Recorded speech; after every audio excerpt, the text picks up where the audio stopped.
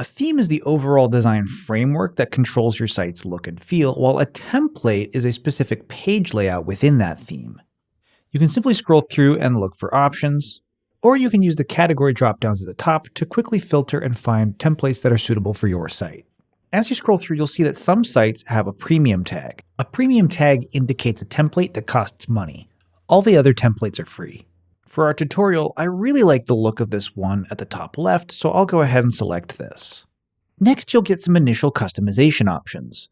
First, you can upload a site logo by clicking to upload a file, but if you don't have a logo right now, that's okay. I'll show you how to add one later.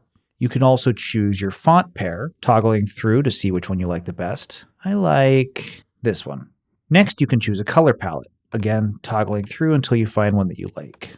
I really like it with this yellow button. Once you've got your initial setup dialed in, go ahead and click Continue. You'll be prompted to select features, check any options that you want, or just click Skip this step. You'll get this page here, and you can fill it out if you'd like to, or you can just click I understand, let's go, and then click Submit and build my website.